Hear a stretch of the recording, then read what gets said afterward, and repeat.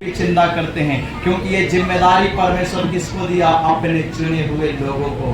प्रभु कहेगा अगर मैं ये काम कर ही लेता तो मैं तुम्हें क्यों चुन के लेके आता? याद रखिए, परमेश्वर एक आत्मा है, शैतान भी एक आत्मा है। शैतान को भी एक शरीर चाहिए और प्रभु को भी एक शरीर चाहिए काम करने के लिए। शैतान भी दुनिया में मनुष्य को चुनता है वो अपना काम करने के लिए, और प्रभु भी चुनता है अपना काम करने के लिए। तो प्रभु ने हमें इसलिए चुना ताकि हम परमेश्वर की सेवा में क्या करें? परमेश्वर की मदद, जो परमेश्वर की इच्छा इस दुनिया में पूरा होना है उस इच्छा को पूरा करने में हम परमेश्वर की मदद करें तो परमेश्वर हमारी मदद कर देगा। हालेलुया। हम एक दूसरे की जरूरत है, प्रभु हमारा जरूरत है और हम प्रभु की जरूरत है। याद रखिए, हम प्रभु को प्रसन्न करें वो हमें प्रसन्न रखेगा। हम प्रभु को निराश करेंगे आपको भी निराशा में जीना। तो इसलिए आज प्रभु कहता है तुम खाते हो पेट नहीं भरता। वचन क्या लिखा है? पहाड़ों पे चढ़ जाओ और लकड़ियां काट के लाओ, मेरे भवन को ठीक ठाक करो, मैं उसे देख के प्रसन्न। आशीष अगर प्रभु से चाहिए, हमें ज्यादा से ज्यादा प्रभु के बारे में सोचना है, प्रभु के काम के बारे में सोचना है, आत्मिक जीवन के बारे में सोचिए। इस संसार को छोड़ो, इस संसार को हम छोड़ के जाने वाले हैं। हालेलुया।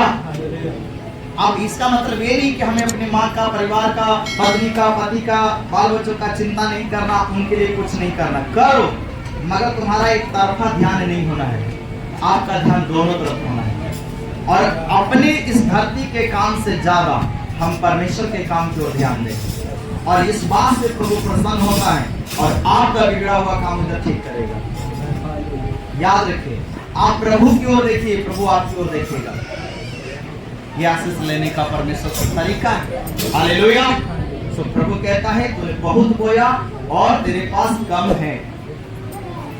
इसका कारण क्या है? प्रभु बता रहे हैं मैं तो उधर से देता हूं पर तुम अपनी कमाई को कहां रखते? छेद वाली।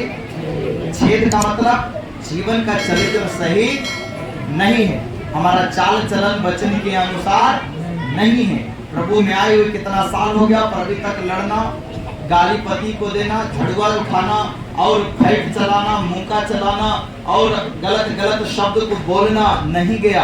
और हम सारे की आशीष आए? कभी नहीं आएगा आशीष, मगर रुकेगा नहीं, चला जाएगा, क्योंकि आप परमेश्वर के वचन के अनुसार नहीं है। इसलिए प्रभु क्या कहता है? तूने उसे घर लाया और मैंने उसे, कैसे?